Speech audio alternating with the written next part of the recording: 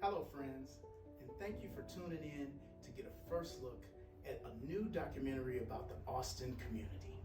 I'm Darnell Shields, Executive Director of Austin Coming Together, and as a lifelong Austin resident and local business owner, I love my community, but it is often misunderstood.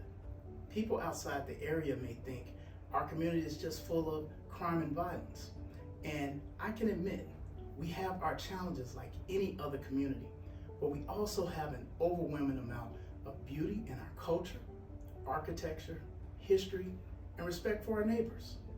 We want and deserve to see our community have the same opportunities as other parts of Chicago. So it is both my pleasure and privilege to introduce the short film you're about to watch. It's an update on the community's progress towards improving the quality of life here in Austin, and it shows how we are undeniably stronger together than on our own.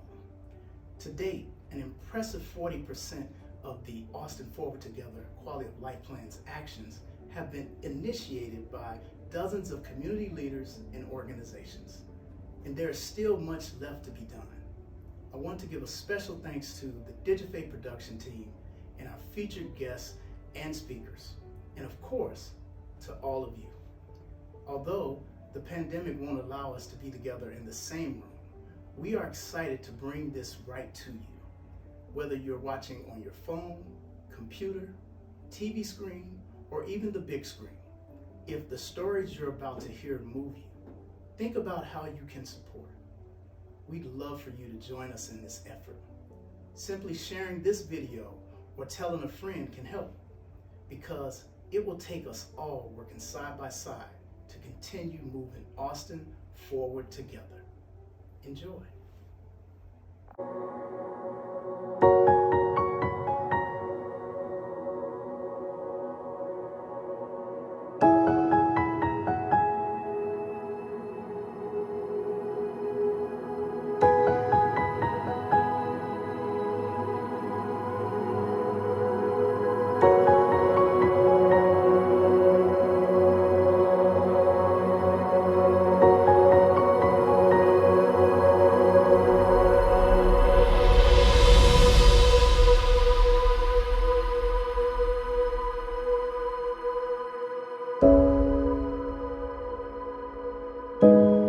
Welcome back, you guys, to another episode of Austin Has the Mic. If someone were to come to Austin, how would you describe our neighborhood? I know when I'm home, and it's a lot of things that lets you know that we're in Austin. I'm from Austin. I grew up in Austin. In the daytime, we go out and play all day. In the evening, everybody's at their porches and on the front, and we run races barefoot and play tag, catch lightning bugs. The Austin neighborhood is on the west side of Chicago. It's the biggest community that is in the Chicagoland area. I came to this neighborhood in the 80s. I came here to work as a Chicago police officer. I did not grow up in this neighborhood, but I watched this neighborhood transform from a place of middle-class blacks to watching crack cocaine take over. Austin has been in a period of slow to zero to, in some areas, even negative economic growth for a period of 10 to 15 years. You have young parents who are raising their children and naturally want them to do better. Unfortunately, we were sold a false narrative that doing better meant leaving our community. It's obvious that we don't have much here, right? So we're in a very disinvested area. We don't have development. We don't have grocery stores. We don't have places to eat, restaurants, sit down restaurants. We don't have a lot of those things here. So it was becoming very obvious that something needed to happen. When I first got to the Austin area, it was very stagnant. There were a lot of service providers and residents were trying to be active, but we didn't have a way for everyone to work together. The resources that's available is not always abundant. And if there's only pennies out there and we need some of those pennies, then we're gonna try our best to get as many of those pennies as possible.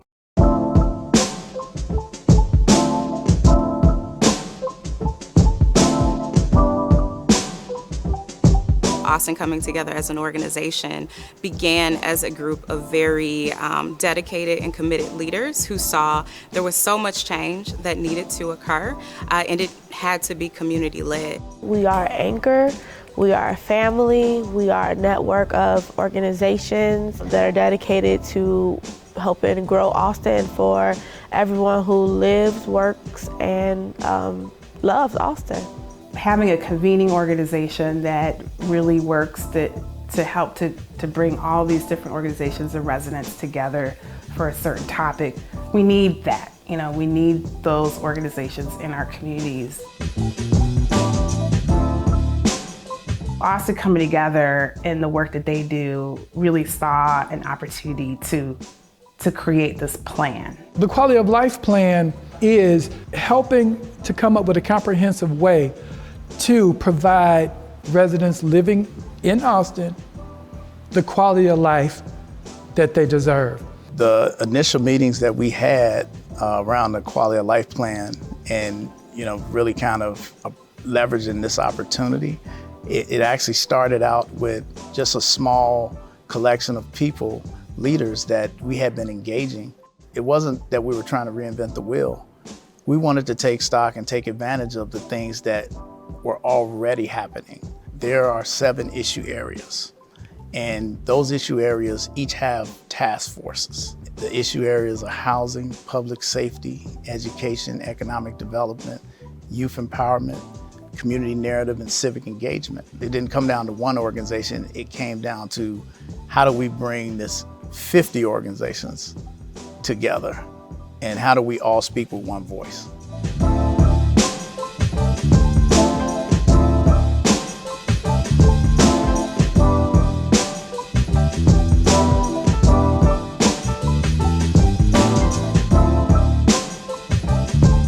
That grew into the Quality of Life Plan, where it took us from talking to imagining and now to doing.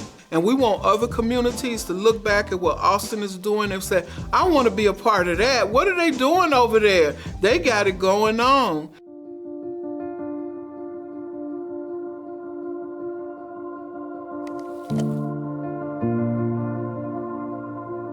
When I was a kid, my mother, she would give us some money to go to the grocery store. I had 6 grocery stores that I could walk to. By the time I got to high school, there was 1. Studies have been done of the city of Chicago and other communities where the rate of death is higher in communities without access to healthy food. There's so many stores like this that are really beneficial to the community. They are closing down the only resources that we actually have. And the community members have no say in it whatsoever. People are dying at a higher rate and at younger ages in Austin. And so many health issues can be traced to the food we eat and the lifestyles that we live. This area has been totally transformed to create a park in the middle of Chicago. We got chard. We got Swiss chard. Oh, I love Swiss chard. How do we give our community a facelift? The way South Austin Neighborhood Association began to address that was by creating gardens. This is good. I could eat this. The Austin Eats initiatives, which was birthed out of the fallout from COVID. COVID illuminated so many disparities in a community, and food access was one. So all of these different groups came together to say, hey, we're gonna team up and create a partnership amongst each other to be able to provide access to food. It's important that we're getting food in that can be provided to people, but what type of food, how does it get produced, and how does it get distributed is important as well. Come on, guys, let's bow in a word of prayer because we're gonna have to get our traffic control set up. So today is our weekly food pantry. We probably feed about 400 families every week. This allows us to help those that are in need. Another box. Faith-based community organizations, those are our anchors. They've just been phenomenal in being a consistent presence, whether it be through ministry or, again, food access. We're gonna touch somebody that really needs something today. And you can't tell by how you see them, only God knows.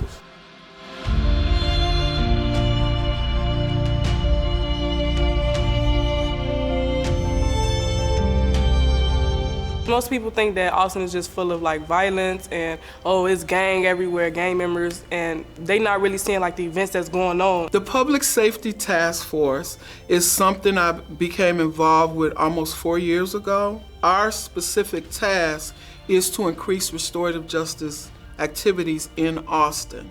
I think one of the tenets of restorative justice is that hurt people hurt people. And so with restorative justice, and why is it so important to build and for the Austin community, that it helps us first to see each other and love each other and understand each other as a starting point, and then go from there to resolve our differences. So it starts with neighbors being neighbors to each other.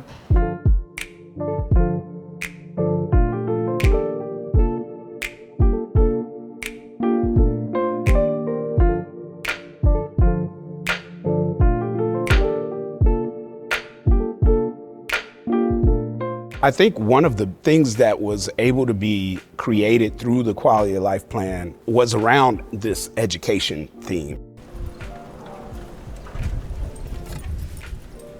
We got a grant from an organization for this equipment for the kids. There's no bottles here and no needles and none of that stuff. So the kids can come out here and be worry-free because we're closed in, you know. And the community respects us. They never throw stuff over the fence because they know the kids are here. But yeah, this is Wonderland out here. Flip it once, flip it twice. In the name. We have some good quality child care centers that is in this neighborhood. We have our organization called ACPN, which tried to bring all the child cares under one umbrella. And through that organization, we try to make sure that all the daycare providers, that you're educated, that you're able to go to college, making sure that you got equipment that you need that's appropriate for the age. We get a lot of things we donate, but we pass it along to those other programs and they pass it along to us. And Austin Forward has helped us because of our relationship with various other programs. Michelle Clark High School received the designation of the first International Baccalaureate program. So their high school students just in and of itself have more access to opportunities in preparing them for career readiness, whatever path they choose.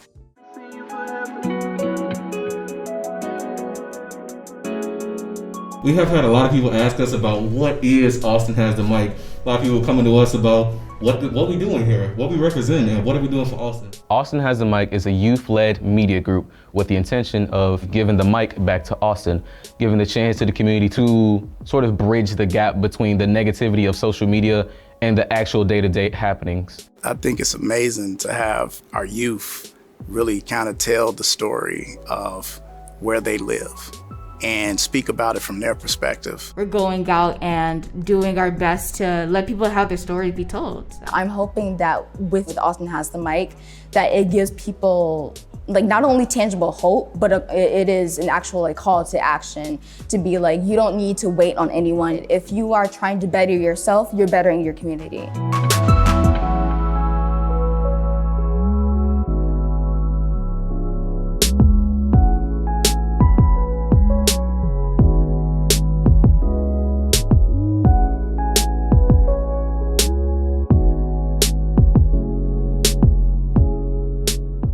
Many of the economic drivers that have been missing in the past 10 to 15 years in the community of Austin now have the opportunity to return. Retail shopping, food shopping, entertainment, all of these are things that this community desires and can support. Pop Courts is an outdoor event space that I and a group of folks are working on. There's this vacant lot and I wanted to activate it by putting some food trucks and vendors and things like that. One of the upcoming projects that I'm most excited about is a project called the Aspire Center for Workforce Innovation. There's a elementary school called Emmett that was closed during the school closings in the community, I think it has continued to do lasting damage psychologically to the residents because it represents the desolation. This is a project that is going to reimagine that intersection to something that goes from being depressing to something that is inspiring.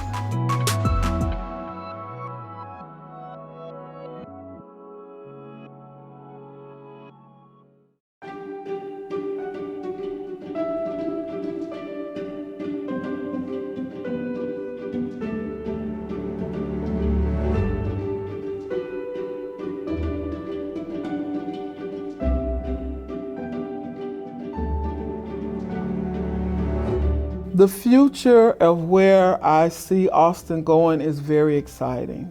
There's so many projects in the works that are being brewed. In the next 5 to 10 years, I really, really see this community being developed, and I see it happening with like the challenges, right? And I think that the challenges is let us know where we need to go. It's more than just a food pantry. We're feeding their human flesh, but we are also feeding their spirit. You shouldn't be afraid to talk to your neighbor. You shouldn't be afraid to go make friends.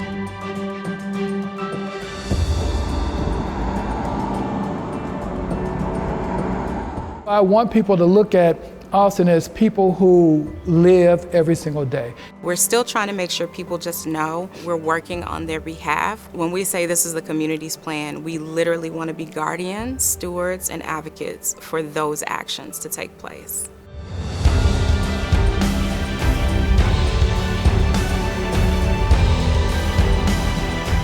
Once you were in the door, the people that were there at that table and the work that we were committed to doing, you know, that's what kept you there. The Austin neighborhood is filled with so much culture. It's filled with beautiful people. We have a lot of dreams and goals that deserve the opportunity to come to fruition.